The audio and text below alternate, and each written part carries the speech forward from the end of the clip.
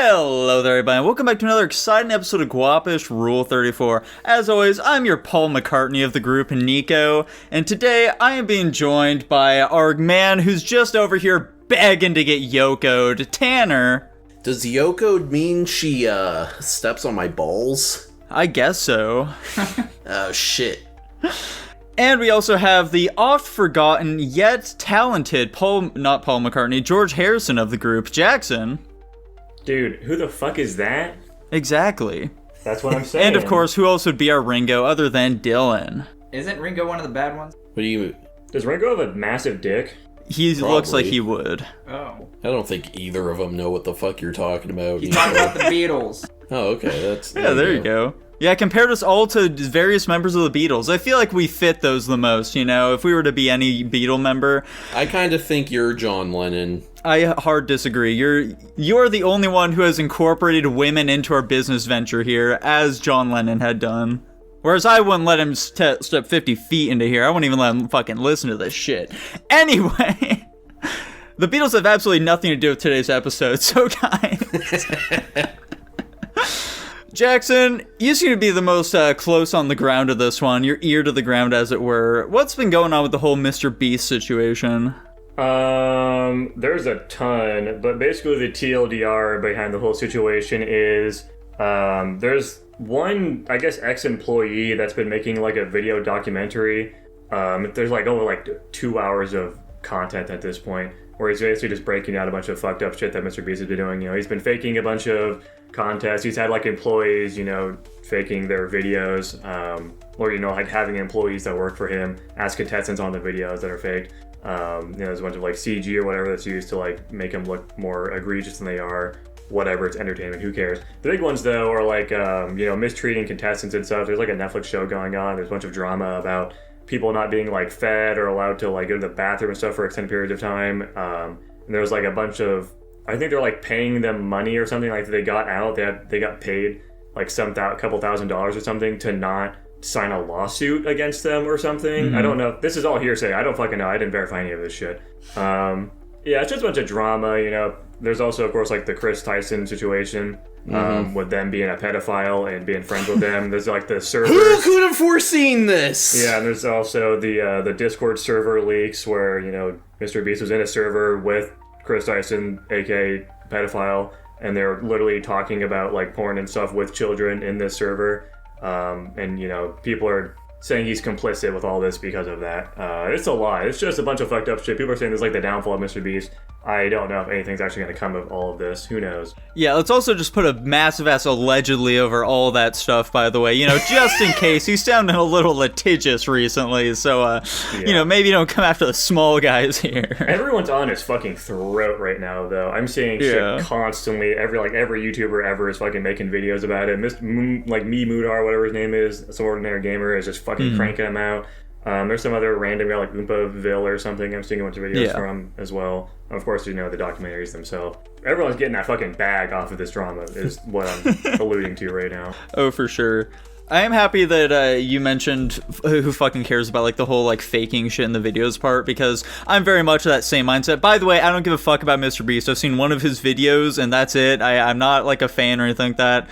Could really care less what happens at the end here. But yeah, like, there are a lot of like allegations like the raccoon is a paid actor, guys. They faked the raccoon. It wasn't actually like, you know, a real wild raccoon in this video. But like, who cares? He's like uses CGI in his videos, whatever. I think that's weird that Mr. Beast is like very defensive of that stuff. Like, no, this is all 100% real. It wasn't actually CGI or whatever the fuck. Like, that's odd, but I ultimately don't care about it whatsoever. I assume the defensiveness is just because he thinks he'll get less views on future videos if it becomes like commonly accepted that this is fake, even though most rational people probably know it's fake to some extent already. It's like Gen Z reality TV. Everything's always fucking fake. I don't know why people are freaking out about it. Like, this is something. But also, his audience is like 12-year-olds, so... True. Oh yeah, speaking of Mr. Beast, I guess this is a good time to segue into this dumb shit. I already told Dylan and Nico about this, but, you know, the audience, you guys will love this story. So I went to Chipotle yesterday, and Everything was normal. Mr. Beast was there Yeah, working the counter. Mr. Beast was behind the counter. No. He bought the Chipotle while he was in line and refused him service. Exactly. I'm fucking served to white boys. Anyways, regular order, get to the checkout, and the guy randomly asked, I'm buying the burrito from, randomly asked me if I knew who Mr. Beast was. Are you Mr. Beast? No, and I'm like, yeah, I know him. And he, was hastily pulling out his phone. And he's like, yeah, my boss has actually met Mr. Beast before, and he just puts his phone in my face and just shows me a picture of him or his boss and Mr. Beast together, and he's like, I basically met the guy, and I'm like, haha, that's cool. And I'm just like, what the fuck? Why is he telling me this? Does he tell this to fucking everyone that comes in? Right. What's the deal with this? Do I look like some guy that really likes Mr. Beast or something? Was he expecting me to freak out? I don't know. How old was this person? I don't fucking know. Probably late teens. He was out of high school maybe. Okay, did they just seem really autistic, I guess? No, they seem like some normal dude. Okay. Maybe it just happened, and so that's why he maybe bringing it up. His boss just texted in the picture or something. It was crazy timing. I'd like to assume it happened a year ago, and he's still riding off that high. Showing it to everybody that comes in. Everyone has to know. I know a guy who met a guy. He's the type of guy that goes into Walmart and rearranges the fucking Mr. Beast chocolates so they look nice. Yeah, exactly. I've heard those things are dog shit, by the way. Similar to the fucking Mr. Beast burgers as well. Mm-hmm. Well, the Mr. Beast burgers thing is fair because they're literally just using some other random restaurant and just branding it as Mr. Beast. Yeah, it's a pop-up kitchen or whatever the fuck. Yeah, they don't have a control over that, so whatever. But yeah, the chocolate themselves, there's their whole manufacturing process they're doing. There's a ton of YouTubers that do their own fucking candies and shit. But yeah, it's just chocolate. Who cares? Yeah. Is any of that YouTuber food shit good? Because I agree the Mr. Beast stuff is probably dog shit. There was that pink sauce that literally poisoned people. Dude, fucking Ryan Trahan is another really massive YouTuber. I've watched a few of his videos. He has a fun energy. He's just very positive. He's got a line of candy he makes. So just a bunch of various candy shit. It's supposed to be it's candy, but not terrible for you or something. It's still fucking candy. Jesus Christ! Every time I click on a shorts video from him, it's always just him advertising his candy in some ways. I'm going to be going into Walmart and surviving 24 hours until all of my candy sells out or something. Yeah, Jackson mentioned him previously, but Oompaville, he's another YouTuber. He has a candy brand too. I hear that stuff's pretty good. On the flip side of what Jackson just said about this other dude, Oompaville very much so advertises it as, hey, this is not some fucking super healthy alternative to candy or anything like that. It's fucking candy. It's not good for you, but it tastes yummy. At least he's honest. Yeah, exactly. When are we gonna get some Oompaville candy? Dude, I don't know. Visit sourboys.gg. Use code OOMPA for 50% off your next order. But along with this Mr. Beast stuff, there's also, Jackson, since you're a big drama guy this week, there's also been some shit going on with Kanye. What the fuck is he in the news for again? I don't really know a ton about this. There really isn't a ton to say either, but apparently some dentist he went to has gotten him and some other celebrities potentially hooked on laughing gas, and they're using that to basically just siphon out a shit ton of money from him. And it's a whole story. It's super he hasn't been in music in a while or something because he's just completely addicted to laughing gas. And he's raising his hand. Go ahead. Could we know the ethnicity of this dentist? I don't know. Let me see if I can find a fucking picture of him though, because you're gonna see a picture of him and be like, yeah, he looks like he'd be doing this shit. He's literally just some massive guy that's just jacked. He's got a bunch of fucking tattoos. Oh, okay. He's just. Do we have a name on this guy? Specifically, is his last name Goldstein or something like that? Dylan's looking at me confused. I don't think he knows what's been going on with Kanye recently. No. I don't know anything that goes on. The guy's name is Dr. Conley. I don't know what his... Conley. I don't know what his, It's not very Jewish. I cannot find a picture of this fucking... Well, yeah, that was exactly what we're doing for. You not hear the last name Goldstein and your brain doesn't automatically go, oh, he's talking about Jews? I don't usually assume things about people, Tanner, so... Yeah, Nico, edit in this fucking picture. It's the guy on the left is his fucking dentist. Oh my fucking god. Yeah, he looks like he'd begin. The big thing, I totally forgot about this angle of it too, but apparently Milo Yiannopoulos, or whatever his name is, that guy who was popular a while ago, Yeah. He's the one that's doing a lot of the reporting on this whole situation. Apparently, he's pretty close on the inside of it all, which is pretty funny. Interesting. And that also like led me into like learning more about what he is, because Milo, for the unacquainted, was just like some really like I don't believe in the saying like alt-right, but if anybody was going to be qualified as an alt-right character, he was absolutely an alt-right character. He was super far gone on that side. He was also like really openly gay, and I guess that kind of ostracized him a little bit because he was really flamboyant about it too. Like he was like he'd fucking literally talk about like sucking dick and stuff all the time. Yeah, talk about fucking black dudes a whole lot. Maybe, I don't know. But yeah, he apparently is now like he like reversed it, and he's not gay anymore, and he's even like yeah, no, dude, I know the thing. So, you know, he was a pretty popular character. He was, you know, like the catty gay guy who was also a conservative, and he would just go like bitch out liberals or whatever. And then I don't remember what year it was, but he did an interview or an old interview, like got new attention, where he had basically said something along the lines of like, yeah, I was molested by a priest as a kid, but I think it worked out fine for me, or something to that effect. Yeah, he also says something like, yeah, you know, it's just like a normal part of like the gay experience. Which is true. And yeah, he got fucking canceled for that, went away for a while, and then yeah, he converted to Catholicism, and now he says he's not gay anymore. A funny aspect of that is that he was married to a black man. Yeah. Obviously, after becoming not gay, they are no longer married, but to my knowledge, they are still roommates. So okay. My belief is this is a long con, and he's just going for the most epic joke ever. He's trying to get back into the good graces of the court of public opinion after his pretty steep downfall there. Yeah. I don't think he said anything. He didn't say anything all that crazy from what he had been saying for years. Let me put it that way. Yeah, honestly, it's not too different from what I think. So, like, well, where does that leave me, I guess?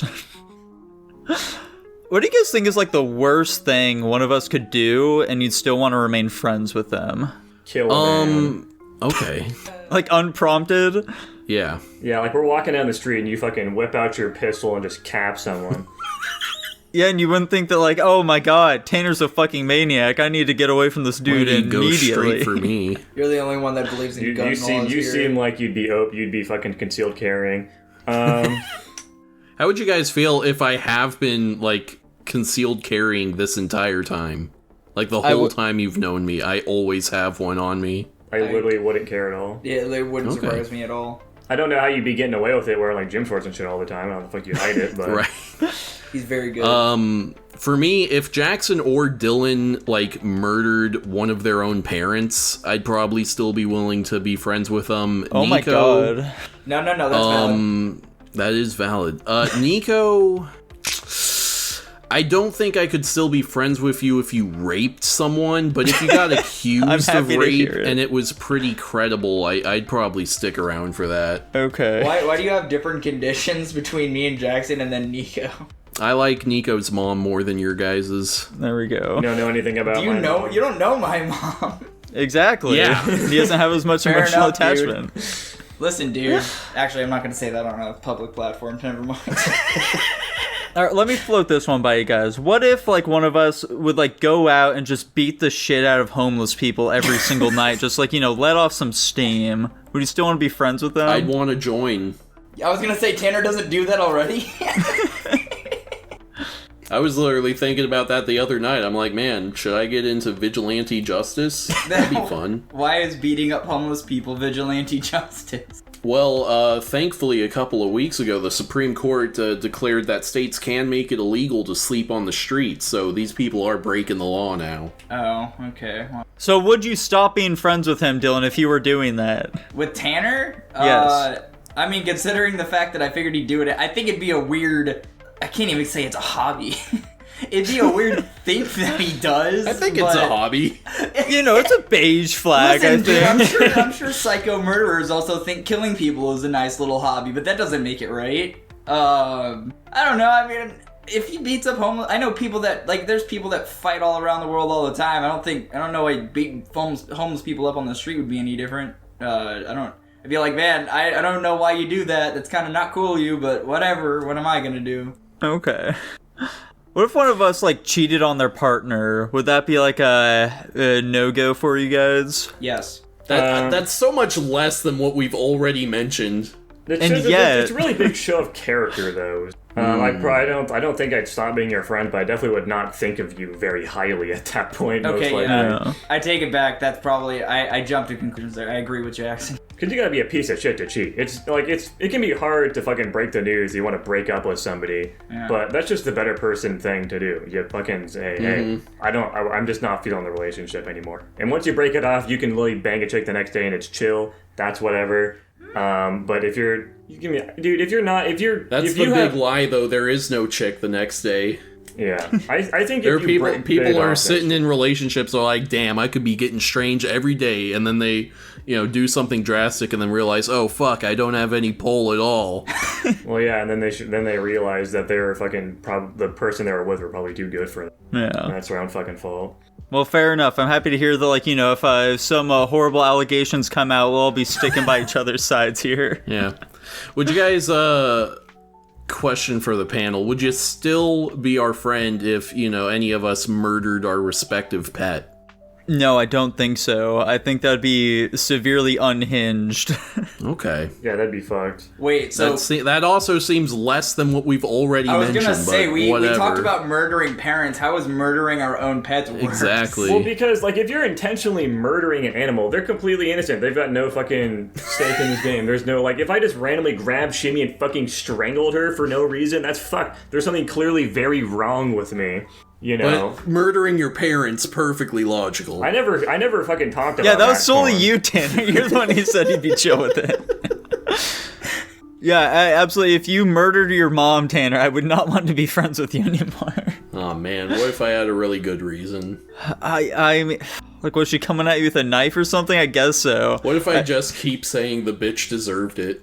Then I'd call the cops on you, I think. Yeah, I think the only excuse you could ever have is self-defense, but I find it very hard to believe your mom would be the one threatening violence upon you, lethal violence.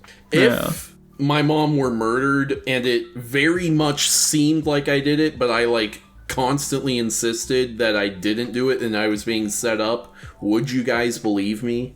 I believe you. Yeah, I guess I probably would, unless there was overwhelming evidence of the contrary. But I'll let the fucking judicial system figure that out for me because I don't know. Not a lot. I mean, there's nothing I can fucking do. True, but I'm not going to become a private investigator and try to prove your innocence. You need Phoenix write that shit. Yeah, exactly. They put me in prison. I'm like, guys, you gotta find the real murderer, please. You gotta get me out of here. My mom, she has a pet parrot. You need to bring it to the stand. It heard the whole thing. Do you guys think that we should endorse Mr. Beast if he does try and run for president? Why not? I mean, wasn't the discussion we just had about him, isn't he doing awful things? Why would we want to It doesn't sound like he's doing anything that's that out of the realm of what a politician would do. If anything, he seems like, I don't necessarily support any of the things that some of the politicians do either, so that doesn't really change my mind. And that's why he doesn't vote. Yeah. I'd have to know what his policies are. And also, I'm kind of against the idea of endorsements in general anyway, so... Dude, can we just, endorse some politician anyway, though? How about RFK? He seems like a fun guy.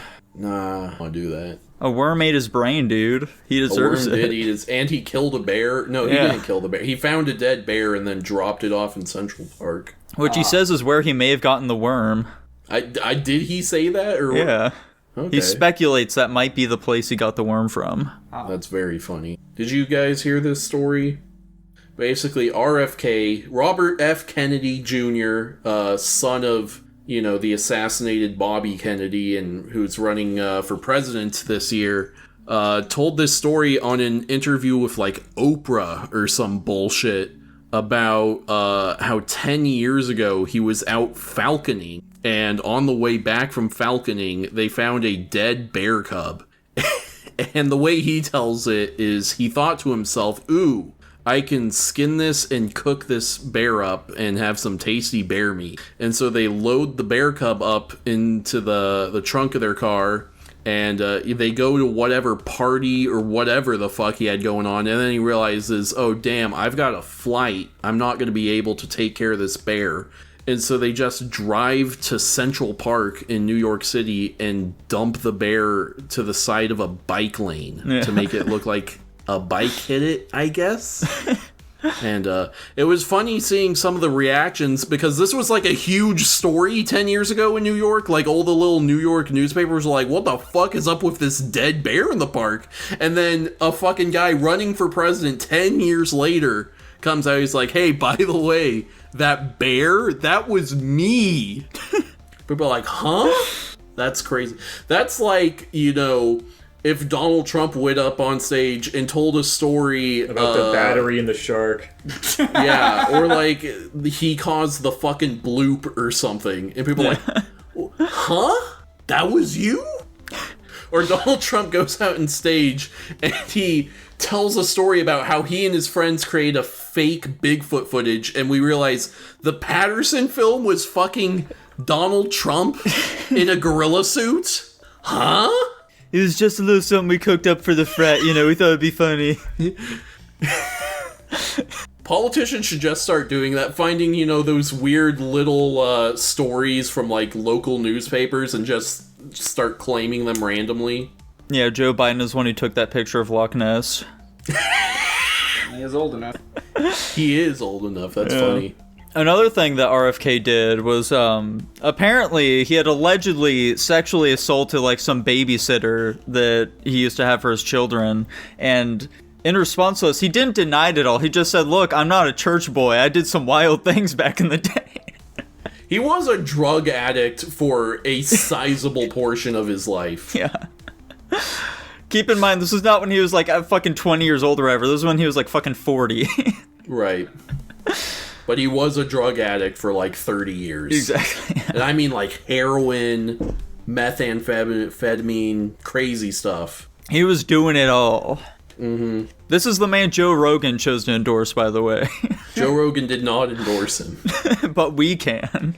Why we have not the political nor the financial way to see people. Why would we do this? Well, an endorsement is usually just like some famous person says, hey, I'm gonna vote for this person, you should too. We're not famous. True. We might become famous through it, but you know. There we go. And this will come back to bite us in the ass. There we go. These idiots endorsed RFK. But hey, they're kind of funny. That guy went on to sexually assault a bear and a woman the very next night. So, you guys been keeping up with the Olympics at all? No. Have you? No. I am aware of, like, the two kind of interesting stories coming out of the Olympics.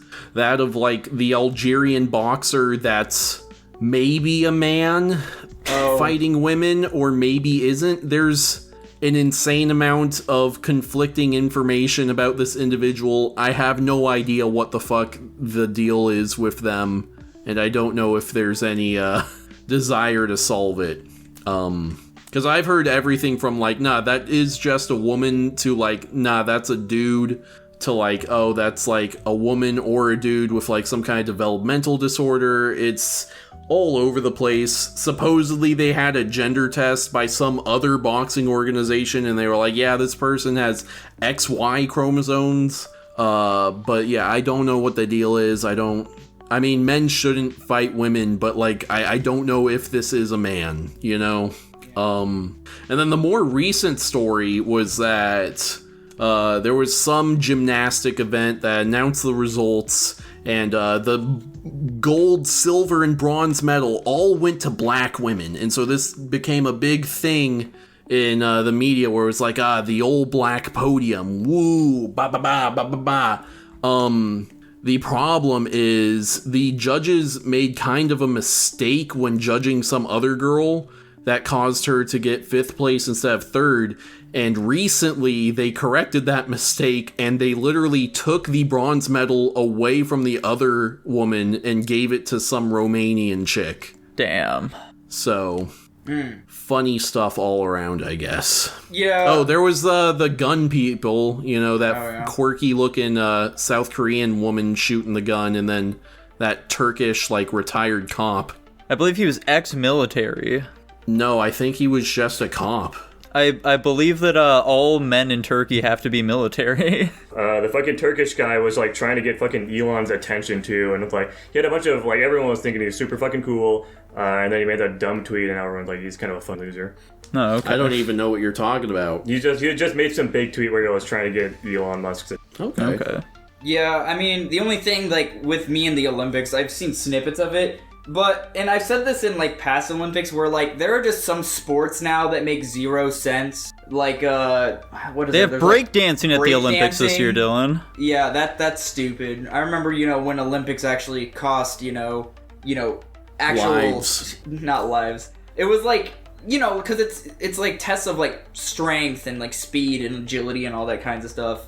And just there's just some sports now in like what was it, another one, equestrian, where it's like the horse and it's like, dude, the horse is doing more than half the work. Why is this an Olympic sport? So there's just a big handful of Olympic sports that I just feel like don't belong in the Olympics, but I guess they're just trying to be inclusive, which, big shock is today's culture and society. But, whatever, I guess. I guess anybody can be in the if they try to... Here's my thing with the Olympics this year.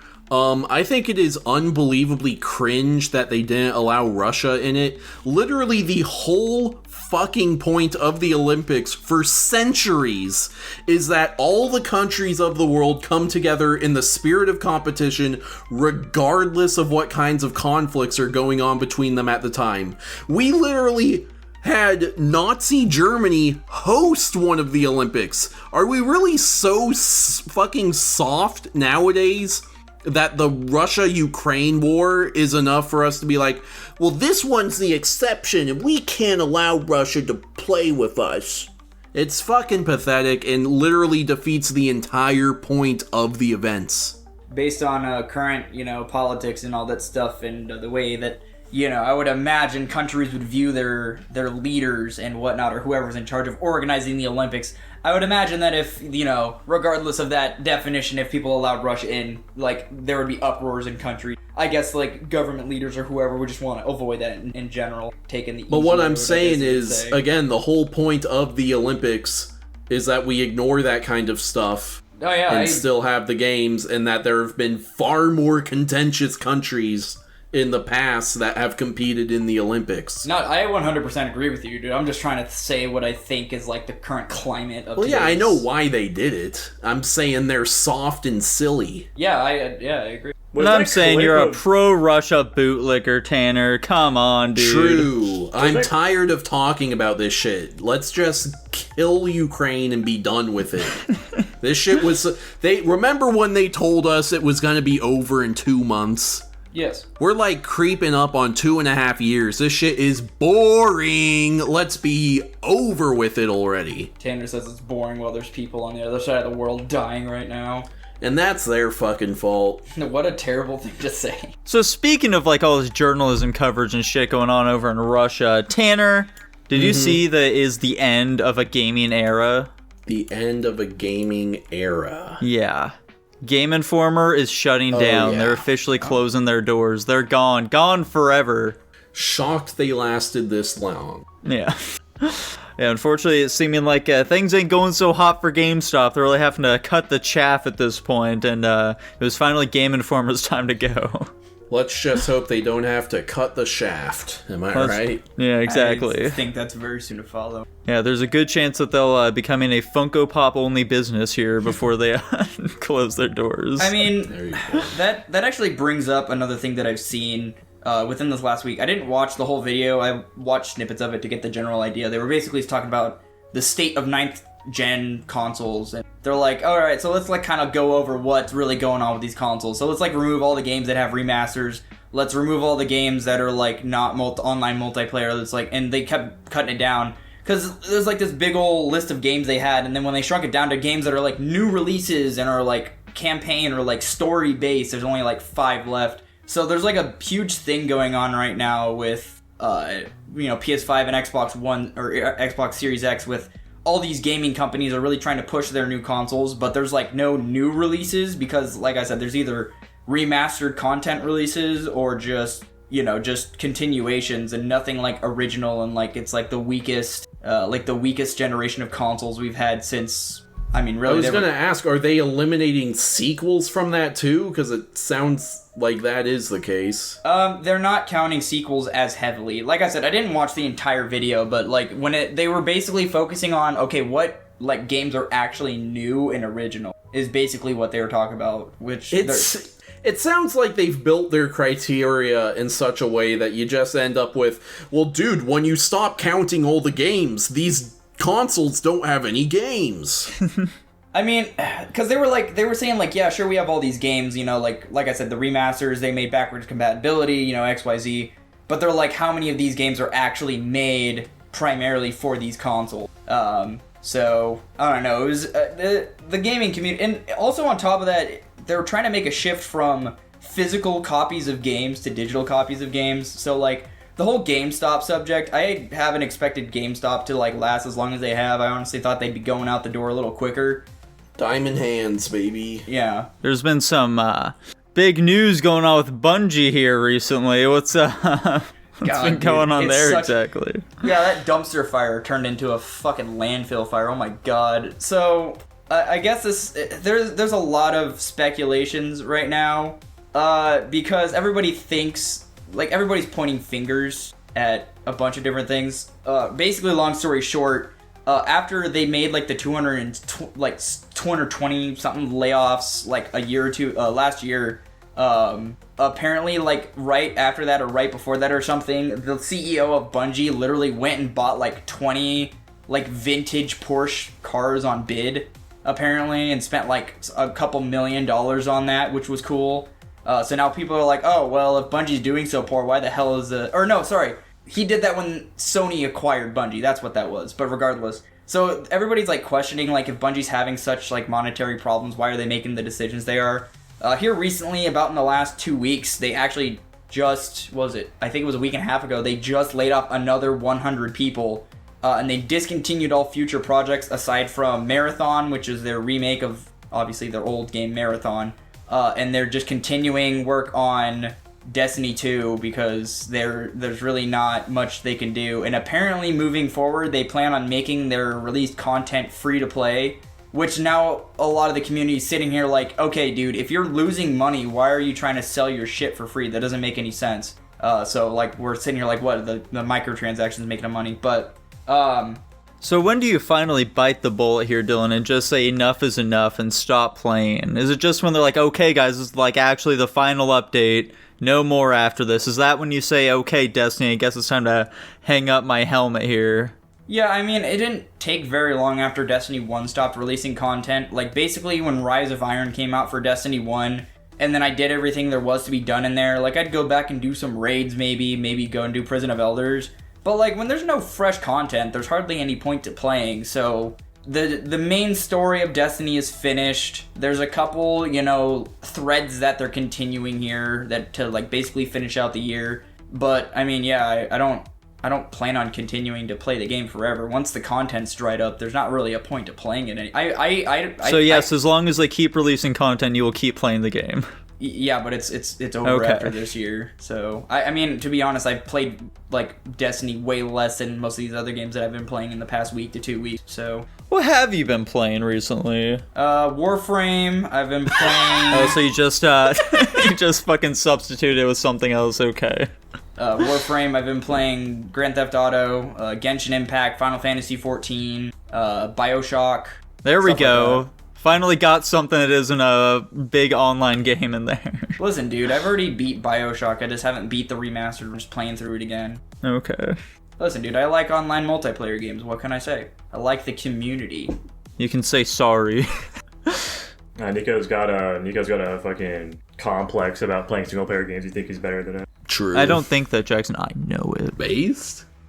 Dude, I guess let me get us into one other thing that I can yell about real quick. Did you guys, I mean, I assume you guys didn't, but did you guys see the Disney Expo thing where they announced all their projects for the upcoming couple of years? Yes, sir. Things are not looking bright. I wouldn't expect it. I'm literally reading through the list here, and it's funny, frankly. Like, let's see, we got Moana 2, the live action Snow White, live action Lilo and Stitch, Incredibles 3. They did show off the design for the live action Stitch, by the way, and he looks okay, I guess, for live action, you know. But at the same time, why the fuck are they doing this? Why are they making a live action one? Frozen 3, Zootopia 2. Let's see. Avatar 3. They announced the name of that one. We know they're making 9 of those. Funnily enough, they announced a Freaky Friday 2. Holy shit. That's ironic. Not ironic, coincidental. Is it for that reboot they did, or like the actual Freaky Friday we No, just they're watched? bringing back Jamie Lee Curtis. I don't know. Does it say if Lindsay Lohan is returning as well? Holy shit. A new Tron movie for some reason. Literally the only new things on here are like, let's see, 1, 2, 3, 4. There's like 4 new things on here. They're making a spin-off of the live-action Lion King called Mufasa the Lion King. Oh, yeah. I heard It's that. a what-if scenario. It's just like they're really desperate, aren't they? Apparently. Whatever makes them money, dude. I feel like that's all Disney really cares about is what makes them money at the end of the day. Well, that's what I'm saying. They're so desperate to make money that they're like literally, 80% of this shit is sequels and spin-offs of shit. But like, I don't get what the hard-on for making a live-action version of a movie is. Like, I don't get the appeal. They've all been bad interpretations so far. They make money, I guess. They make a lot of money. The only decent one that I've seen, and I haven't seen too many of them, was probably the Beauty and the Beast one, and that one wasn't, like, super great. Yeah, I've heard that was kind of shit. It was better than the other ones. No, there was one I heard was actually okay. I don't fucking remember which one that was, but... I mean, there's, like, Mulan and Yeah, I heard fucking... Mulan was absolute shit. I heard was. Lion King was shit. Yeah. Oh, fucking... Jungle Book, I think, was okay. Did they make a live-action Jungle Book? They did. Yeah. I heard Little Mermaid wasn't as shit as the other ones, but still. It's probably on the same level as the Beast. Mm-hmm. Oh yeah, they also made a fucking Peter Pan and Wendy as well, which was bad. I don't even remember that I one. never heard of that. Yeah, they're all very forgettable. I didn't know Gal Gadot was gonna be the evil queen in the live-action Snow White. Yeah, she's the evil queen. The actress playing Snow White has like super white eyes, What do you mean by that? Her eyes are really far apart. Oh, okay. why? I heard white eyes. Oh, and, no. Yeah, they're supposed to be, aren't they? No, I like a bitch with jaundice, dude. I'm watching the trailer for Snow White right now. I want to see if they, made the dwarves. Because, like, they completely scrapped and reshot this movie, right? Yeah, okay. Yeah. They got normal-ass looking dwarves now. There we go. That's very funny. That's like a Sonic situation where people were so like, dude, like, who wants this, that they actually went and changed something that was probably pretty expensive to change. Oh yeah, we should watch that Rescue Rangers movie that has the shitty ass The bad original Sonic Sonic, yeah. design they use in it. We should watch that. But yeah, not super excited about any of these movies in particular. I don't know if you guys saw it, but there's some shit going on with Gravity Falls recently, apparently. I don't know. What do you mean? It's hard to explain. Basically, like, they recently released a new book that's all about, like, what happened when, like, Bill Cipher, like, got killed, quote unquote killed. Actually, he's not dead, apparently. He's instead going to, like, therapy or some shit to try and, like, work out why he's so evil or something. And allegedly that book is pretty good from what I've heard.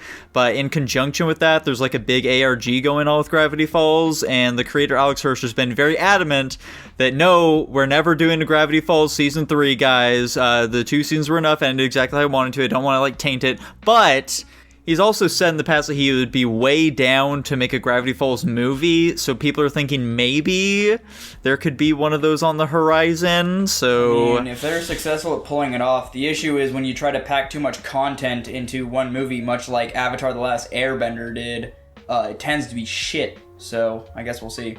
I mean, yeah, we don't know what this movie would consist of whatsoever, so... How recently did the creator say, like, absolutely no?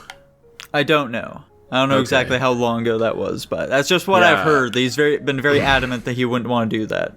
Yeah, because Disney looks like at some point in June said, like, yeah, we're talking about it. Okay. So yeah, we'll see what happens there, I suppose. Yeah, I think that's probably one of my peeves is when corporations can't just let productions die, whether it be a game or a show. They just have to keep going for no reason, and they just have to keep inventing random bullshit. It's because they don't want to risk their money on new ideas anymore. I remember it was the creator of Invader Zim. He had like tweeted out a while back something about how like, hey, it sounded like we're in talks for getting a Invader Zim reboot or something like that going on. And there were some people talking about, well, like, it seems like you've been talking about like all these other ideas that you've been like wanting to make a show for. Why did you not like pitch one of those and be like, I've tried pitching all these different ideas a lot, but nobody wants those. They just want to reboot Invader Zim instead. How awful. That's terrible. Yeah, and so fucking sucks. I have a feeling that's a pretty similar situation for a lot of these creators. Do you think they're going to be bringing back Tim Allen for Toy Story 5? Probably, I guess. I don't know why I they hope wouldn't. so. Because in the Lightyear spin-off, they didn't use Tim Allen. Oh. I think that's just because they were going for like such a different vibe in that one. Maybe. Yeah, because they weren't toys in that. They were real-life people. Because, like, to my knowledge, Tim Allen hasn't, like, you know, undergone, like, some major controversy recently, so... He's pretty openly Republican, so... What does that have to do with That it? is the worst controversy of all. What do you mean, what does that have to do with it? Dylan doesn't know anything about Hollywood. Tanner, we've got... Never mind. You're like, Hollywood is extremely left-wing, and people who are openly conservative tend to not do well there. That's stupid. Yeah, I agree, it is stupid. That's why I'm wondering if, like... they won't bring him back since that on the last project involving the character, they didn't use him. Listen, he's a good actor. Can't he just pretend that he's not conservative? Well, that sucks, though. He only has to do it while he's on set. He doesn't have to do it all the time. It's not while he's only on set, Dylan. He has to do it all the time so that they'll still want to cast him in things. Yeah, exactly. Listen, dude, people live double lives all the time. I'm sure he can do it. Like, the only people that manage to be, like, openly conservative and, still have careers in Hollywood are people who, like, got really famous, before that shit really started heating up, like Clint Eastwood and whatever. Yeah, and Larry the Cable Guy. Yeah. Speaking of conservatives in Hollywood, though, Dylan, there's some shit going on with Jack Black, wasn't there, and Trump? Oh, yeah, I put that topic. Surprisingly enough, this topic is still somewhat relevant, I guess. So, a couple of days after the attempt on the assassination on Trump, there was a Tenacious D, like, concert or tour. It was the very beginning of it. And, I really wish I could remember the other guy. God. KG. Kyle Gass. Cage. Yeah. He apparently made a very distasteful joke on the matter. And nobody was okay with that. And apparently, upon following that, they just canceled the entire tour because I guess they couldn't continue the tour based on that joke. And so Jack Black is just going around trying to make reparations for the joke that he made. I don't know what the joke was. I wish I had at least looked into it. It was his birthday, Kyle Gass's birthday, and so they did like a whole like, oh, happy birthday, and he like blew out the candles, and he said that what he wished for was for like the shooter to not miss next time. That's what I did see that. Never mind. Yeah. Mm-hmm. So apparently to this day, Jack Black is still trying to make reparations so they can go back on tour and, make money even though they should be retired. Yeah, what I'm hearing is that the reason the tour was canceled is not, like, out of the goodness of their heart, but because by making that joke, they raised basically the insurance and security rates on their concerts by, like, making such a controversial thing. It, like, raises the threat assessment level of any of their venues, and so they'd have to pay more money. Oh, that or, makes like, sense. their insurance didn't want to continue covering them or something, and so they had to drop it. Yeah, that makes sense. I don't know how true any of that is, though. No. And also, like, I don't believe for a second that Jack Black doesn't agree with that joke and thought it was fine, and he's only saying all this shit because, oh no, my money's in trouble now. Yeah, exactly. Yeah, after the fact, he, like, made a statement about, like, I was honestly shocked that he made such a joke. I can't believe he would say something like that. Yeah, it was just a random thing I saw, like, Tenacious D having something to do with something political and out of nowhere. So, but... I mean, Jack Black is pretty outspoken about his political beliefs. Yeah. Yeah, he was at that fucking, Soy Boys for Kamala event or whatever it was. No, that was a Biden event, actually, wasn't it? Yeah, maybe. And then Biden dropped out a week later. That's fun. Are we allowed to call people who are like, no, Biden should stay in stupid? Yes. Okay. That's Yeah, I good. mean, why not? You've said significantly worse things, so I don't know why that's where you draw the line. I just mean, like, intellectually, does it make sense to say that? Oh, It okay. hasn't made sense for a while now. True. And something else that doesn't make sense, Dylan, What? is going to be your reviews over Guapish at the movie. This is bullshit. Guapish at the movies! I don't remember any of the songs. I got nothing for music here. I don't. I'm sure that Scream had some 90s or 80s bops, but you know. Oh, it's true. Jackson, sing a song from Josee. Oh, I'm good. Okay. Well, Jackson, if you're not going to sing a song, then what did we watch this week? The Patreon pick this week was the 1996 film Scream, as requested by Grapeseed Oil. Tanner, you want to take this one for us? Dude, sure. So, Scream is about a little, maybe not a little, a suburban town in California where a girl is fucking murdered by a guy in a mask, and then they're like, who the fuck is the guy doing the murdering? And then he does some more murdering, and then they catch him. Here's my fun fact about Scream. The high school they were going to shoot the, the scenes in, suddenly canceled on them because for some reason the high school thought it was going to be a comedy. And when they found out what kind of movie it really was, they were like, no, we're not going to do that. And because of this, under the special thanks thing, the producers put, and absolutely no thanks to this, I think it was like the Santa Rosa High School or something like that. That's pretty fun. Yeah. Well, I don't know about you guys, but I enjoyed Scream quite a lot. Quite a bit more than I was expecting to, TBH. Like, going into this, I definitely thought that it was going to be decent at the very least, because I've heard very good things about Scream over the years. But, like, I just wasn't expecting it to hold up quite as well as it did.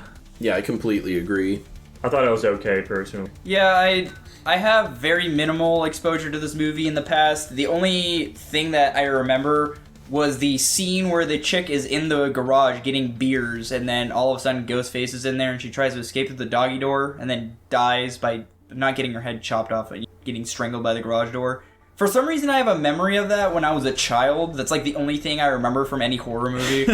I don't know why that memory has stuck with me, and then that garage scene popped up. I was like, oh, holy shit, is that this one scene? And then sure enough, it happened. The only other, like, off-putting thing, too, is, like, seeing Matthew Lillard in this movie, because I literally, because he was such a staple Scooby-Doo character for so long, and I watched that movie so many times, it's hard for me to see him any other way. So seeing him in this movie, especially, like, younger than in that movie, even, was super off-putting, but I thought it was fucking funny, dude. Especially because he's not doing the Shaggy voice, but it's still his voice. And so at the end, when it's like, man, I think you cut me too deep. I'm fucking dying, man. That shit was so funny. even though it wasn't supposed to be. Yeah, I mean, I think to a degree it was supposed to be funny, though. This film does have some camp to it. Yeah, I mean, I agree with Nico. I think this movie held up pretty good. I wasn't sure what to expect going into this movie. I knew it was, like, one of the staple, like, horror movies. Like, if you were to, like, think of a horror movie, this is probably one that comes to mind. I don't know if this is for better or for worse, I like how mortal they made the killer in this movie. Because, like, in literally every other movie, there's a killer and you can't do shit to him. He just comes after you no matter what. In this movie, the dude's getting fucking bashed in the face by fridge doors, by regular doors, they're barring doors, he can't get to them, they're stopping him in almost every conceivable way. And you're kind of sitting there like, there's no way this guy is an efficient killer. And I think that's kind of funny too, because by the end of the movie, you realize it's just basically two high school kids. And you're like, wow, even though, like, they're getting their shit rocked, they're still, like, murdering people, and they're just high school. So yeah, I thought the acting was pretty decent. I don't really know what else to say about this movie. I'm not good at breaking down these movies. I'll leave that to you guys. I agree with your point about the killer. I think it makes him feel much more real and like the threat way more tangible, where it's like, okay, this is like very much like a physical dude that you could do something to stop, but like, are you? One improvement I kind of wish they made is... I'm assuming that they only had one of the guys on the voice thing and then one of the guys in the costume. And a lot of this movie is, playing on different slasher tropes. And one of the very prominent tropes is like the teleporting slasher. I kind of wish that they played with that a bit, since they did have two killers. And so they could play with that trope while still having it be, realistic or whatever. But instead, what you kind of end up with is that, like, every scene with the killer, you're pretty reasonably aware of, like, where he is and how he got there.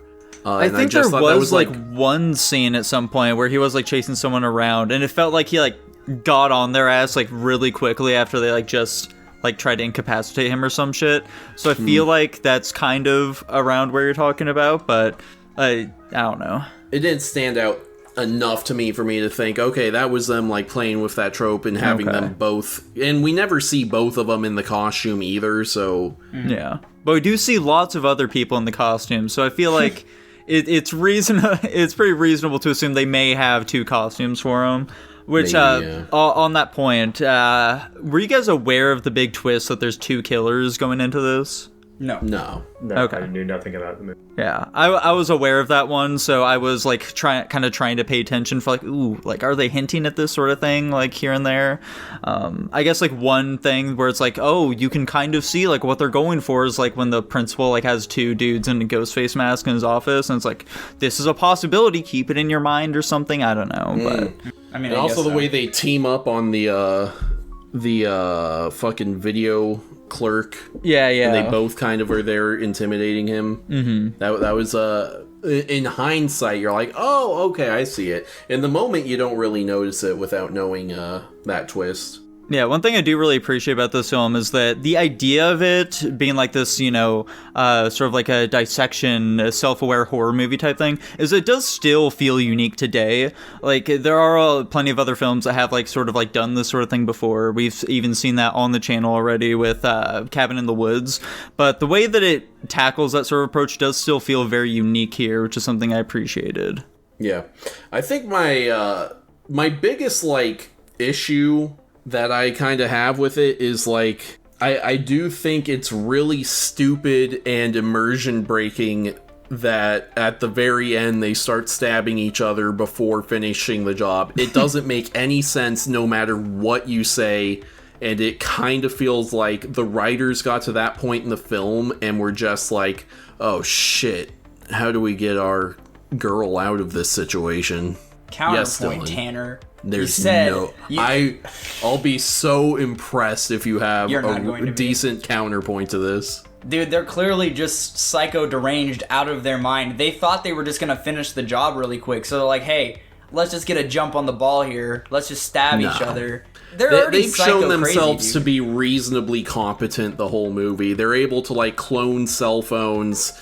They were, cutting power lines. They were, like, they're not fucking stupid. I don't think there's a difference between being psycho deranged and also smart at the same. I think you could be both. I think that they could have found a more clever way around that. Like, they did, like, very shortly after that have, like, the chick shoot them, the reporter chick. So, like, maybe she could have just, like, done that sooner or something like that.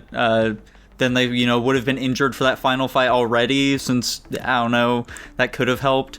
I think for me, like, the biggest part of this film that I'm not a huge fan of is the bathroom scene, when our main character is, like, in the high school. She's, like, hearing these other girls talk shit about her mom in the bathroom, and then Ghostface shows up and chases her. Like, the only way I can really have that make sense at all is if, like, he's not actually there, it's just, like, her imagination.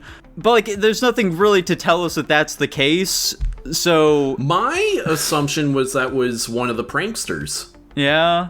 Yeah.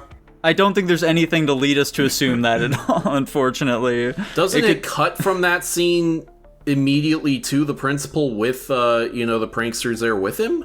I don't think so. I think it cuts, like, her outside talking to her friends or some shit. Because, like, she just doesn't bring it up after that. I think she escaped rather, so... I'm pretty sure that was just, them leaning more into, some of the kids are being shitty and wearing the costume to freak people out. I don't know. I definitely got the feeling much more that it was like the actual ghost face. Which, if that's the case, like, why the fuck was he in the bathroom? Why did he just know she was gonna be there? It's the girl's bathroom, dude. Where else would you? I guess so. Like, what was his plan if she did escape like she did? Why also did she not, like, go and tell someone about this? She just ran right out the school. Yeah, that's why I'm saying, I read into it that it was a prankster. Okay. Well, regardless of what they were going for, I don't think it was very clear at all, apparently. Apparently. One other thing I will kind of knock this for film a little bit. So I guess, like, I'll start this with a little bit of praise. The opening scene for this movie is fantastic. I feel like it properly builds tension, and the final kill there is, like, really solid. But we really don't get any of that sort of feeling outside of this opening scene. After that, the kills are very bland, and they really don't do a lot to make us feel particularly, like, oh, spooked in these other scenes. So that is something I would have liked for them to carry on further. Because, like, especially, like, a lot of the kills after that are just, like, oh, they get stabbed, but you don't really see it. Which just feels kind of lame. Jackson, you said nothing thus far. How do you feel about this movie? Like I said at the start, I think it's okay. I don't agree with basically everything you guys said about the positives of this film. I found it very tropey for the most part. Obviously, it's trying to be self-aware about its tropiness, but I don't think that's really a pass for it still just being a really generic horror film for the most part. I do like the two-killer thing. I think they could have done a lot more with it. I think it was pretty poorly handled for the most part. It's just kind of whatever. Especially just like their competence, like you guys kind of alluded to, is really variable given the circumstance. Like sometimes they seem like they're really knowing what they're doing, sometimes they don't. There's a lot of moments where they could have just killed somebody and made it very easy, but for some reason they felt like they needed to just fuck around with them some more. Like the first kill, there's plenty of moments where he could just fucking stabbed her or something, sliced at her or something when they had it cornered, but no, he lets her fucking struggle for no reason at all. It's stupid. And kind of immersion breaking, and that happens all the fucking time. And of course, the very ending of the movie's dumb as shit. It's fucking super chaotic. Killers are just complete fucking retards for no reason. Yeah, it was just kind of dumb and what. Hater alert, hater alert, hater alert. Why did they kill the principal? What did that fucking achieve outside of the kids at the party going and all leaving, and it was just an excuse for them to all just go fucking leave so they could have the main cast left? It just seems like kind of pointless. I feel like they could have gotten the kids out some other way without having that, or maybe they felt like they needed more kills in the movie. I don't fucking know. That's what I'm assuming. The kills are fucking pretty shit for the most part. Like I agree. Yeah. Even the first one, you guys said you liked the first one. I don't know. It just felt stupid. Like, I don't fucking see anything. I'm not saying like I want to see them like fucking stab the shit, but it all just seemed like insanely fake.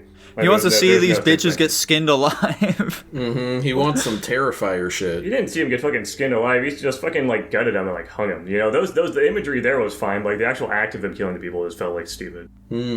I completely disagree. I thought the ending was sweet. I loved how chaotic it was. Yeah, I thought it was dumb. I think if they were more consistent with how they were playing with the killers, it would have landed a bit better for me, but they were pretty Well, Mr. Inconsistent Guy here, I suppose we don't have much else to say about this one. Where are you ranking it? I gave it a B-. Whoa. Okay. That's better than I was expecting you to, honestly. That's much better than I was expecting. I thought you were gonna like, it's I don't like think a D+. I don't think it's like a fucking bad movie. I mean, comparatively to a lot of other horror movies, it's still whatever. It does some fun stuff with the two-killer thing. I think that a lot of it's just mostly missed potential. Like, it could have done a lot more. It could have been a much better movie. I think it just fumbled a lot of it, but it's alright. Okay. That's why I said it's okay. I didn't tell you it was dog shit or bad. I said it was okay. Well, I liked it quite a bit more than you. I'm giving it an A-. I liked it a decent amount more than you. I'm giving it an A+. Whoa. Oh. I gave it a B+. Wow. I'm pretty average. What a count. And it lands at an A- overall. Amazing. Dylan's pick of the week was the 2024 film Godzilla x Kong: The New Empire. Tell us about it. Alright, so you got Big Monkey, you got Godzilla. Big Monkey is underground, big lizards up above ground fighting animals. Monsters, not animals. Big Monkey opens up a sinkhole in the underground, and bad Big Monkey comes out with Ice Dragon. Ice Dragon and Big Monkey want to take over Overland. Kong needs Godzilla to help fight. They go down, they go up, they fight, they win. It's over. What's your fun fact, Chan? Here's my fun fact about Godzilla x Kong: The New Empire. This was actually the cheapest MonsterVerse movie at only $135 million. There's no And it fucking shows. reason it's the cheapest.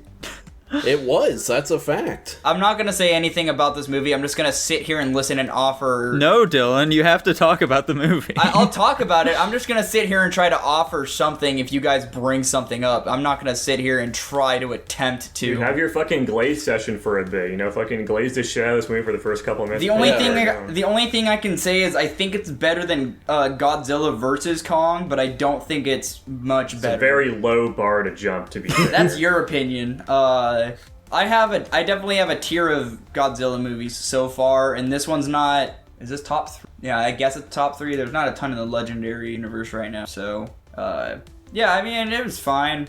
Do you like it more or less on this second watch? I feel like there was a lot more to pay attention to. I've been diving into a lot of MonsterVerse lore, so there was a lot of changes and stuff that I was able to see.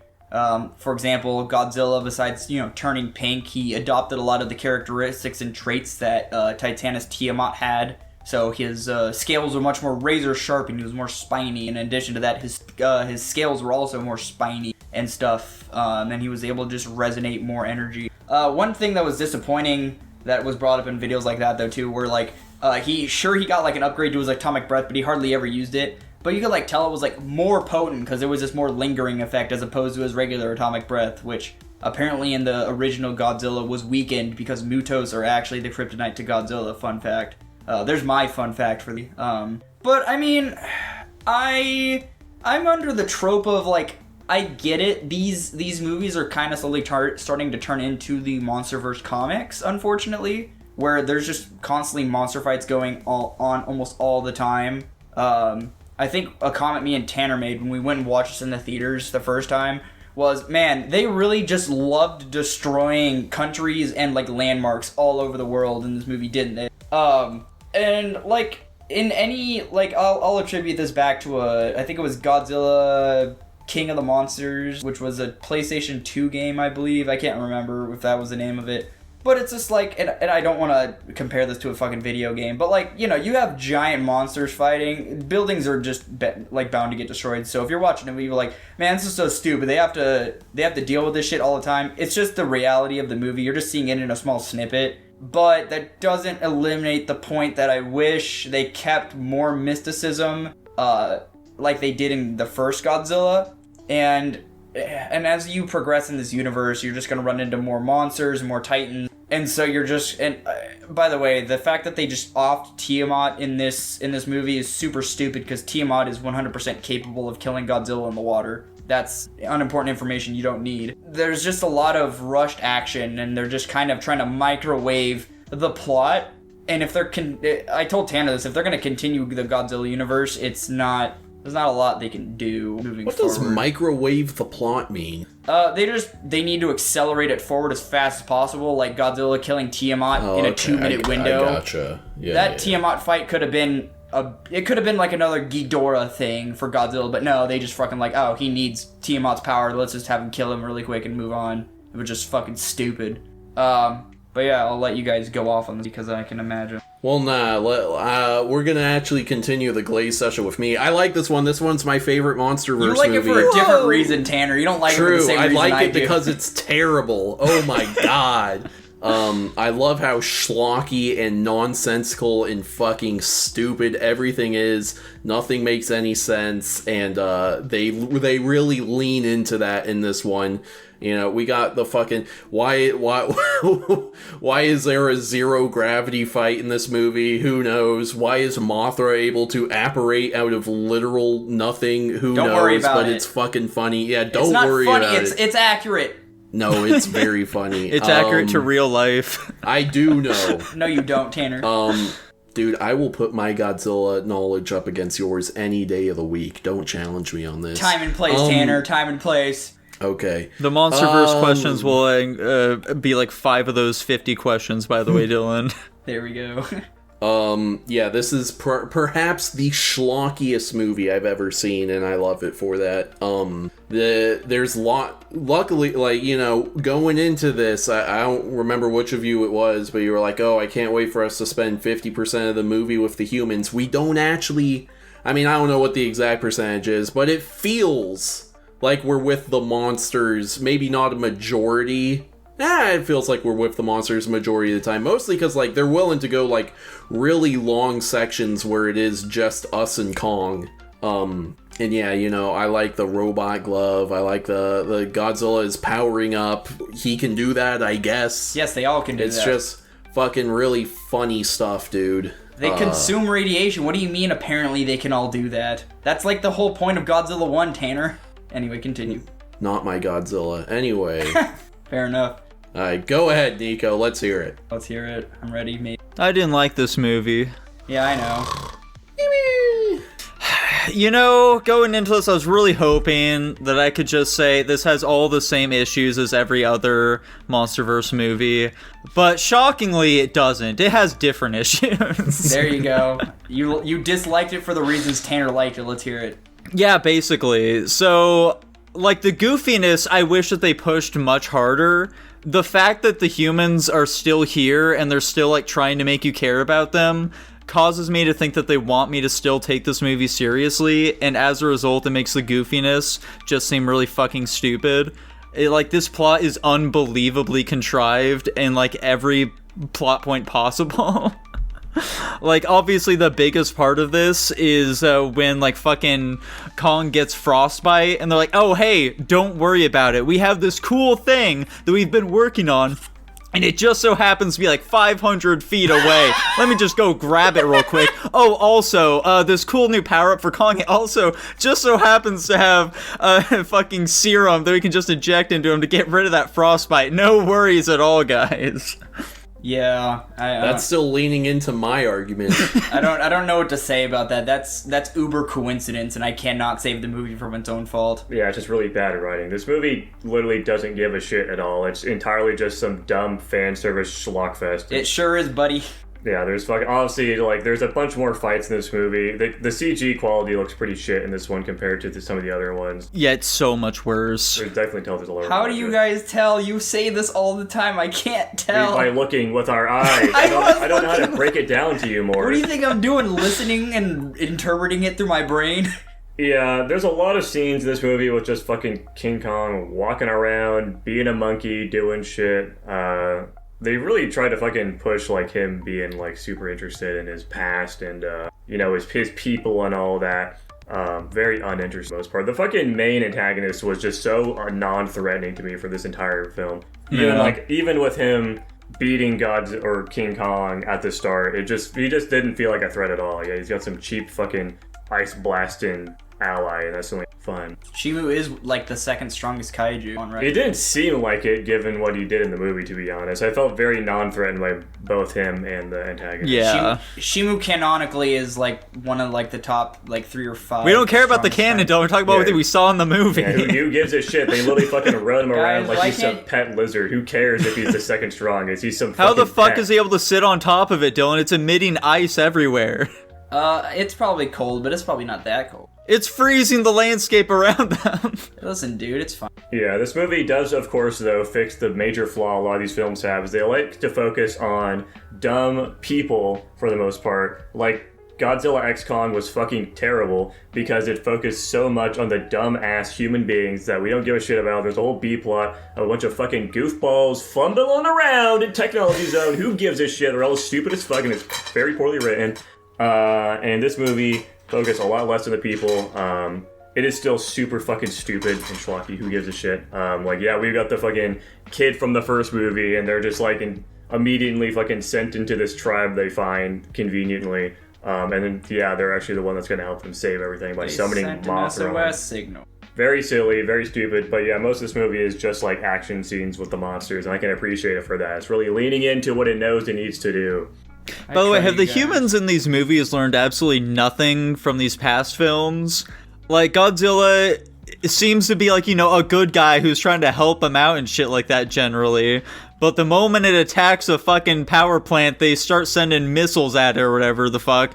Why not just let it do its thing? Because they don't want it destroying their fucking power plant. Also, you know, destroying a power plant's not...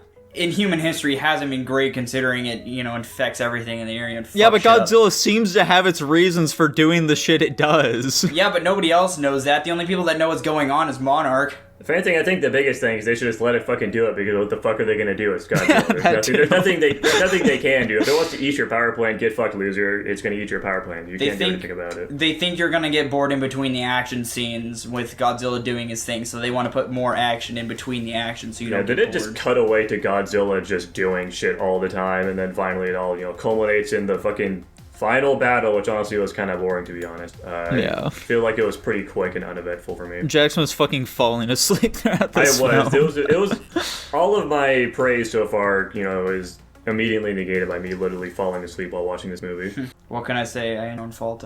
The Hollow Earthception they had going on was also pretty stupid. There's a Hollow Earth and the Hollow Earth. Yeah. I love that shit, dude. It's so funny.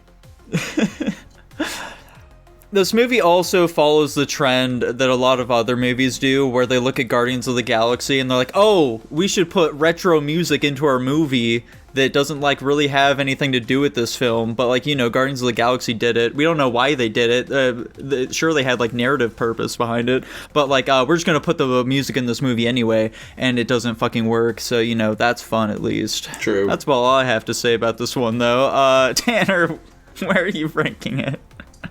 You know what? I'm gonna give this one an A-. Wow. Shucks, I'm surprised you made Tanner go first. Usually in these situations, you'd have me go first. That's crazy. I was more curious about Tanner's ranking, I guess. Crazy. Dylan, where are you ranking it, though? I'm giving this movie an A. Whoa. Narrowly above 10. Yeah. Jackson, how about you? I gave it a B-. I think it's on par with Kingdom. Damn. Yeah, I'm definitely the lowest on this one. I think I'm gonna go fucking C. Jackson was about ready to press that D key. I had my finger on the trigger there. That puts it at a B overall. Wow. Doesn't surprise me. How does that stack up against the other ones? You can look at that Actually, later. yeah, what's our ultimate monster ranking? Godzilla -1 is A+. Well, the MonsterVerse ranking. Okay. The highest amongst those is B with King of the Monsters and original Godzilla. What about Skull Island? Dude, I just typed in Godzilla. I don't fucking know shit about King Kong. That's a B as well. God, did we rank all of them B? They're all the same. Yeah, they're all in Bs. Damn. They're all That's pretty crazy. similar movies for the most part, so not that show. True. My pick of the week was the 2020 film Josee, the Tiger and the Fist, which is a story about a crippled, paralyzed girl. We don't know exactly what's causing it. Who needs somebody to basically just help her do shit in life. So we've got our main character who's interested in diving. He wants to go to Mexico and do some degree stuff down there. Because he wants to do diving shit. He ends up getting hired by the girl's grandmother, and he helps her along. They slowly, fall in love by just going on dates, basically, throughout the movie. He gets hit by a fucking car trying to save her because there's some drama going on. He gets fucking crippled for a bit, and there's, a little bit of a fallout afterwards. They make up in the end. It's just kind of a cute love story. Yeah. My fun fact about Josee, the Tiger and the Fish. This was adapted from a 1984 short story. Wow. There were not many fun facts about this film online, to be honest. Makes sense. Dylan, what'd you think of this one? Why'd you immediately... What's the interest panning towards me for? I'm just interested in what you thought about it. Yeah, I thought it was pretty good. Whoa. Tell us about it. Go on, Tanner. Not Tanner. All I was gonna say is I think this movie is fine. I don't really have any thoughts beyond that. Oh, okay. Yeah, I mean, okay, we'll find some. Yeah, I, for some reason, really enjoyed the plot. I don't know why. I thought it was a very sweet, touching story. I liked the dynamic of the characters. And the animation style was different. I didn't like or dislike it necessarily. We made a comment about another anime movie we watched. I can't remember when it was. Liz and the Bluebird. No, it was more, but basically the way it was animated didn't make it seem like it was an anime movie where, there's more effort put into it. And yeah, I mean, I don't really have too much crazy to say about this movie either. Like I said, plot, I liked the plot, it was sweet, it was cute, I liked the character dynamics. The only issue was the pacing. For me personally, it was probably just me, so it's whatever. This movie felt like it took fucking forever to do anything, and it felt so long. I swear this movie was 3.5 hours long, it was just so goddamn long. That's the only, like, thing I have with this movie is the pacing. Other than that, I loved pretty much everything else about this movie besides, you know, plus or minus things. But, you know. Did it make you believe in love? Whatever that means. Solid. I think that this movie really fucking wields its metaphors like a hammer, and it just bashes you over the head with them constantly. Yeah. I like metaphors, dude. What's there? Yeah, I think it's a cute movie. They do a lot of, there's a lot of symbolism with it. Very obvious symbolism, I might add. Yeah. They definitely, yeah, like Nico said, they're not very subtle with what they're trying to tell you, generally speaking. The fucking guy, he doesn't understand the cripple girl, so, oh no, he's crippled now, that's crazy! It's pretty... It definitely tries to, like, break the script a little bit, it feels like, from being just some generic, like, anime romance with, you know, the twist. Normally people would think the girl would fucking die. That would be the obvious thing that happened. But no, the guy getting crippled is less obvious, and that's what happened instead, which I can appreciate a bit. I think they handle it pretty well for the most part. I think his, like, depressive state after realizing what happened is pretty realistic. Generally speaking, I think once that incident happens, the movie definitely starts picking up a lot for me. And it's kind of hard to knock the intro part because it's doing a lot of, you know, it's a fucking romance, so it's a lot of character study. They're definitely characterizing the characters a lot. You can see their dynamics a lot. You know, just gives you general insight into their interpersonal connections, which is cute. I don't think they can really just throw that away. They maybe could have, you know, had to go a little faster. Like, you know, Dylan said, there's some pacing issues. But generally speaking, I think it's a competently made film. I think the music's good. I think the animation's good for the most part. Definitely a little bit lower budget than ones we've seen so far, but it's not that big of a knock to it. Characters, if anything, look good. It's a nice modern style. There's some of the ending stuff is pretty goofy. Like her making the fucking picture book for him is kind of sweet, but also I don't know. It's a weird gesture. Maybe that's some cultural difference I wouldn't understand. It seems it's just a weird fucking gesture. I don't know. And then of course the final scene of her, of course, going and just like wandering around. I don't know. There is the danger of her, you know, being out in a wheelchair by herself. But she's like a fucking grown woman. Who cares? They're all freaking out that they assemble the Avengers to go find her, just for the fucking start of the movie to happen again, and then, you know, they fall in love and whatever. That was pretty stupid. I think they could have handled that better. For generally speaking, I think it's an alright movie. I enjoyed it. Listen, dude, I almost cried at the storybook part. And I thought the way that they ended the movie, the way they started it was, I like gestures like that. I think that's just It's me. like poetry. Yeah, it ended the way it started. So I have a little bit of a story here real quick for you guys. So I'm sure you're all aware of this big YouTuber. He's by the name of Super Eye Patch Wolf. We've talked about him on the channel previously. Friend of the channel, great guy, makes solid videos. He recently came out with a video called Social Anxiety Horror. I recommend you go check that out. But recently, he was doing a stream about a game called Fear and Hunger 2. I don't know if you guys are familiar with that at all. It got pretty big on YouTube for a bit there. So in this game, there's several playable characters, and one of them is a girl who's in a wheelchair, actually. And so he decided to do his playthrough using her. Now, in this first stream, everything was all fine and dandy, you know, it seemed like a pretty normal thing. But then he starts up his second stream for this game, and he starts it off with an apology. He says, "Hey guys, so I just need to let you all know that in the previous stream, there were a lot of derogatory comments made about this character who's in a wheelchair. And I just want you all to know that that's really not okay. And we're going to be banning anyone who makes any such jokes from here on out." And for the rest of that stream, it really made quite the sour mood, you know? Like, the whole atmosphere just kind of dropped. And he kept, like, you know, trying to hype up this character, like, "Oh, man, guys, like, this character's so cool. Like, I don't understand why you'd want to make jokes about her. Like, look at her, she's fucking shit up." And it really just goes to show that, like, as the saying goes, if you want to know who rules over you, look at who you're not allowed to make jokes about. And it's people in wheelchairs, apparently. They're who we're not allowed to joke about at all. This had nothing to do with the film itself. It was just about another character in a wheelchair. I wanted to really pad out our review here, though. So, guys, Dylan, where are you ranking it? I gave this movie an A-. Wow. Dude, Jackson, how about you? Dude, how about you? Okay, B-. How about you? I gave it a B+. I also gave it a B+. I think it's cute. I enjoyed it. I don't know if I'd watch it Same. again, but I wouldn't. the start is, I imagine watching it a second time would be pretty grueling. I wasn't, like, I think it's a cute movie.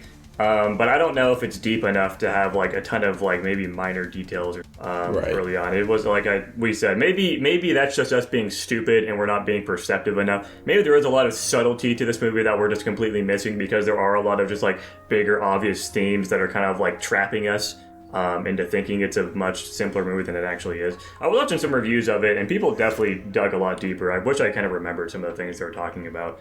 But there's some reviews that were glazing the shit out of this movie, and they seem like they knew what they were talking about. I agree with a lot of what they're saying, but of course I did one ear, not the other. Yeah. I checked out some of those reviews as well, and I was like, damn, these people like this movie a lot more than I did. I didn't notice any of this shit, and I don't really care about any of it. What did this have on Rotten Tomatoes? Like 100% review score, Yeah. like 97% audience score or something crazy?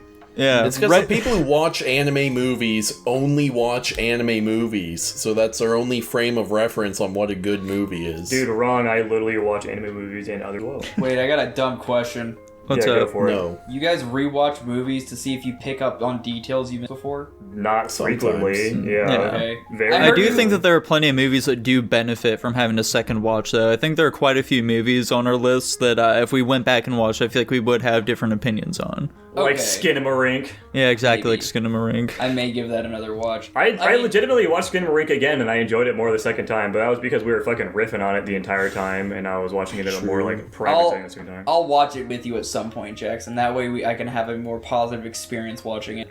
Jackson, do you want to watch it for a third time? Yeah, I should probably say the overall ranking of this film before we get onto a tangent about Skinamarink. It's landed at a B+ overall. Wow. You said third Whoa. time, dude. I had to rewatch that movie like 5 times. But you didn't watch it start to finish 5 times. No, I didn't, because the first time I made it like a third of the way through. The second time I made it almost halfway through. The third time about the same. Fourth time about the same. And the last time I just did from halfway to the end. So, you know.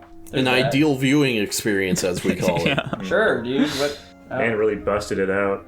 anyway, yeah, I usually watch movies over again because I think they're cool, not because I try to get details. That's why I was trying to figure it out, because you guys always talk about rewatches for details or something. I don't know. There's a lot more you can get from a movie. Like, you can watch a movie again because you enjoy it. Like Shutter Island, for example, is one of my favorite movies ever. Oh, yeah. And that movie is really cool. I enjoyed it a lot. I want to watch it just because it's a cool movie. But also, there is a lot of things you just miss. There's a lot of, like, just subtle details that they put into the film. Yeah. And being able to watch it again to capture those and get more insight into them, appreciate the film more in a different way, maybe. Yeah, psychological cues and whatnot. Yeah, some things like that. It just adds a lot. It's fun. You can watch a movie specifically because you want to go and find those things again, but also you got the benefit of liking the movie. This is more. I feel like we're talking about less shit than the fucking movie than the actual movie. In this review. I did that with Godzilla. It's fine. Like how I said I noticed some things about this movie. Anyway, doesn't matter. I guess we're picking new movies. I Sure, guess we buddy. are. Like, why not? Why stop here, dude? Tanner, what are you picking out this week, man? As I mentioned last week, I'm going to be alternating between themes and franchise picks. This week is a franchise pick, and I am going to be picking Harry Potter and the Chamber of Secrets. Wow. Let's go! Yeah, I've been meaning to watch all the Harry Potter movies. This works out perfectly. This is the one with Moaning Myrtle, right? Yes. Moaning Myrtle, I don't think shows up until the third. Actually, no, either- she shows up in this one. You're right. Let's Yeah, it's either fucking second or go, third. dude. Nico, quick pick number 3. Number 3, my lord.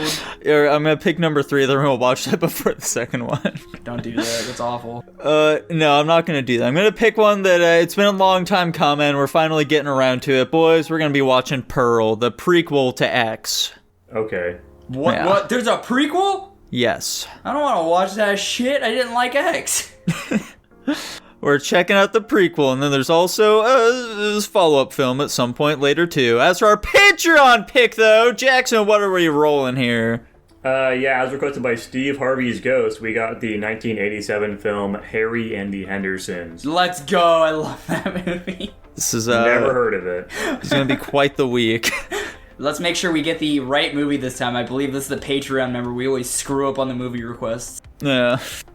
And if you too would like to request a Patreon movie, Dylan's gonna tell you all about how you can do that. Oh shit, I am prepared for this exact moment. Listen guys, if you just donate $1 a month to the Patreon, you get a whole slew of options here, right? You ready? Get ready, write these down guys. You get access to the Pre-Guap, which is the show we do before this grand old fun time we have. You get early access to episodes when they finally go up, sometime before Saturday, I don't know. You get access to our Discord where you can ask Tanner political questions because he hasn't been able to talk to him for a while. He's a little blue balled. And you also get to request movies, much like Steve Harvey is. Who's that? Is that Hunter? Yeah, it's Yes? Hunter.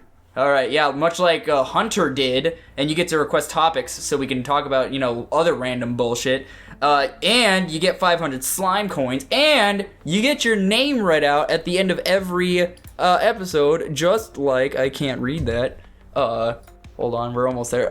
Thank you so much to GH, Slayed by J, Blake Nedagant, Uranium Infused Motor Skills, Top Ramen Man, Joshua Bean, Lolly Panopticon, Tutbot, Lucas Ledette, Hunter, and Jacob Edwards. Thank you guys all so much for subscribing. Yes, thank you so much for subscribing. Thank you so much. We all love you. I love you so much. Bye-bye. Bye. Bye.